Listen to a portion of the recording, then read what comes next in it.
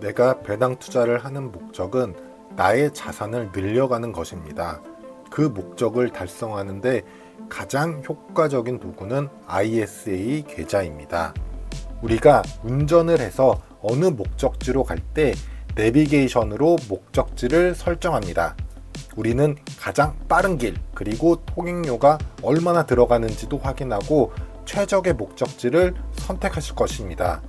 우리 인생에 1시간의 시간을 쓸 때도 이런 최적의 선택지를 이용하는데 우리의 인생의 절반 이상, 그리고 우리 삶의 수준을 결정짓는 선택을 할 때 왜 우리가 최적의 선택을 안 할 이유는 없다라고 생각합니다.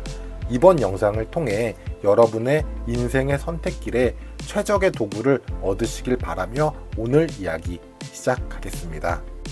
먼저 저는 ISA 계좌를 시작한 것은 2021년 9월입니다. 새로운 상품에 가입하는 것을 귀찮아하는 성격 때문에 이 상품을 바로 듣고 가입은 안 하고 한동안 알아보고 공부를 해서 가입을 했습니다. 제가 가장 이 상품에 끌린 점은 세제 혜택 때문이었습니다. 당시에는 정부에서 지금은 2년 미뤄졌지만 주식 거래에서 발생하는 매매 차익에도 세금을 받으려고 했습니다. 그래서 하나의 명분으로 ISA 계좌도 세제 혜택을 몰아주려고 ISA 계좌에 혜택을 만든 게 아닌가 하는 생각도 있었습니다. 그만큼 이 상품의 가장 큰 효과는 세제 혜택입니다. 세금은 투자자에게 짐이라고 할 수가 있습니다. 예를 들어 설명드리겠는데요. 우리가 100m 달리기를 할 때는 나보다 달리기 운동 능력이 뛰어난 사람을 이기기가 어렵습니다. 하지만 장거리 달리기를 할 때는 상황이 달라질 수가 있습니다. 어떻게 달라지느냐? 나보다 달리기 능력이 뛰어난 사람에게 무거운 가방을 주고 구두를 신고 나는 가벼운 운동복에 운동화를 신고 뛴다면은 운동 능력과 무관하게 내가 상당히 유리해질 수 있으실 겁니다. 즉, 장기 투자를 하는 경우에는 자산 증식의 결정적인 부분이 주식의 능력보다도 적용받는 세금이라고 할 수가 있습니다. 정부는 세수 확보를 명분하에 우리가 투자 활동으로 달리기에 비유하자면은 달릴 때 세금이라는 무거운 짐을 어깨에 지어줍니다. 배당주를 통해서 자산 증식을 하시는 분들이 자산의 일정 부분, 대략적으로는 한 5억 이상이 초과할 경우에는 연배당이 2천만 원 이상인 금융소득 종합과세에 직면하게 될 수 있습니다. 그래서 배당주를 통해서 자산 증식을 선택하지 않는 경우도 많이들 있으실 것입니다. 즉, ISA 계좌는 이러한 배당주로 자산을 모으는 것을 꺼리게 하는 점을 세금 혜택으로 장기 투자가 가능할 도구가 되었습니다. 구체적으로 왜 최적의 도구인지 알아보도록 하겠는데요. ISA 계좌에서 세금 혜택은 크게 세 가지입니다. 첫 번째, 배당으로 내는 세금을 일정 부분까지는 비과세를 줍니다. ISA 일반형은 200만원 누적 배당금까지는 세금이 없습니다. 근로소득이 연 5천만원 이하이신 분이면 별도로 증권사에 직접 연락하셔서 서민형으로 가입하시면 200만원이 아닌 400만원까지 비과세 혜택을 받으실 수가 있습니다. 참고로 가입 당시에는 자동으로 일반형으로 가입이 됩니다. 두 번째, 세금 혜택은 비과세를 초과한 부분, 그 배당 부분에 대해서도 9.9%의 배당세율이 적용됩니다. 일반 세율 15.4%보다 상당 부분 세금이 감소되므로 이 차이에서도 자산을 모을 때 장기적으로 큰 차이가 될 수가 있습니다. 세 번째 세제 혜택은 금융종합과세 2천만 원에 합산되지 않는다는 것입니다. 누군가에게는 이 부분이 가장 큰 메리트가 될 수 있다라고 생각을 하는데요. 금융종합소득과세는 가능하다면 무조건 피하셔야 됩니다. 금융소득 종합과세 대상자가 된다면 여러분들은 부자라고 낙인 찍히게 됩니다. 물론 부자로 인정받는 것이 좋을 수도 있겠지만 여러분들은 달리기 시합을 할 때 불편한 복장을 주어지게 되는 것입니다. 국민적으로도 부자들에게 세금을 더 걷어야 한다는 공감대가 형성되어 있기 때문에 많은 부분 혜택보다는 부담이 주어지게 될 것입니다. 일단 의료보험 혜택보다는 비용을 더 낼 것이고 다른 소득이 생기면 더 많은 세금을 내게 할 것입니다. 그리고 부자이기 때문에 오늘 설명드린 혜택이 많은 ISA 계좌 가입을 못 하시게 됩니다.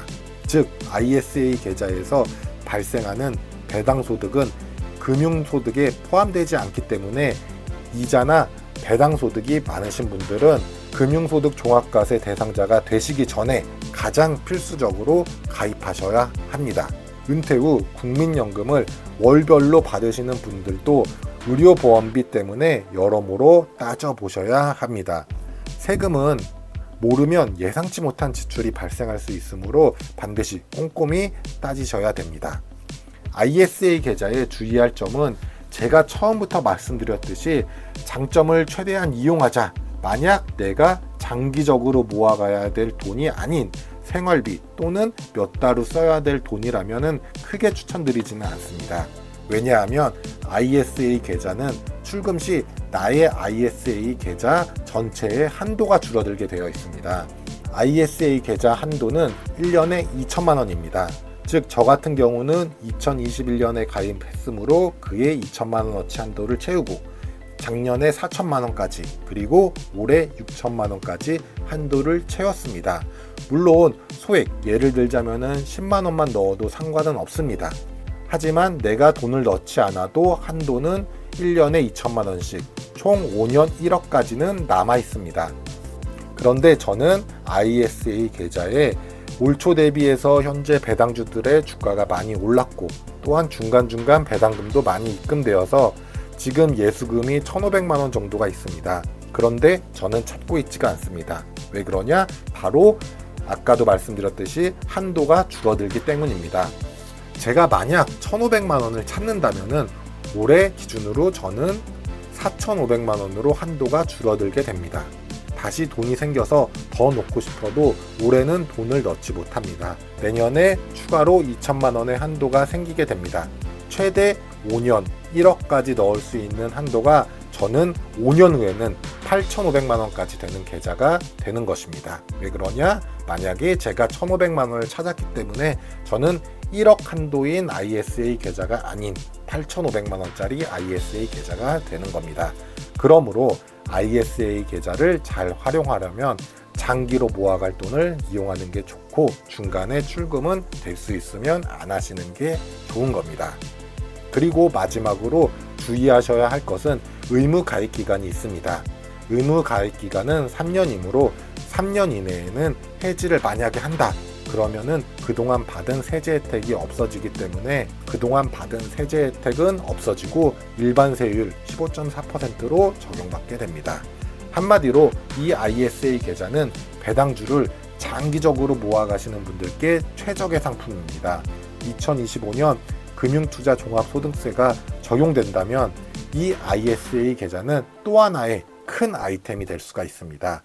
매매 차익에 대해서 비과세가 적용되기 때문에 난 배당주 안 해 라고 생각하시는 분이 있다면 혹시 모를 금융투자 소득세가 시행된다면은 미리 올해의 한도부터 확보해 두실 필요가 있으실 것입니다. 제가 21년 동안 주식 투자를 하면서 느낀 점은 다른 투자 대상에 비해서 주식은 세금이 상당 부분 작았다는 것입니다. 부동산과 단순 비교를 해도 어마어마하게 세율이 낮았습니다. 이제 주식도 세금에 자유롭던 시절이 지나가고 있는 것이 아닌가 하는 생각에 씁쓸한 마음도 듭니다. 배당주로 자산을 모아 가신다면 반드시 ISA 계좌를 활용하시는 것을 추천드립니다. 참고로 19세 이상이면 누구나 가입이 가능하기 때문에 가족 계좌도 함께 만들어 두시면 한도를 더 늘릴 수 있는 방법이 될 수가 있습니다. 오늘 영상이 도움이 되셨다면 구독, 좋아요 부탁드리겠습니다. 감사합니다.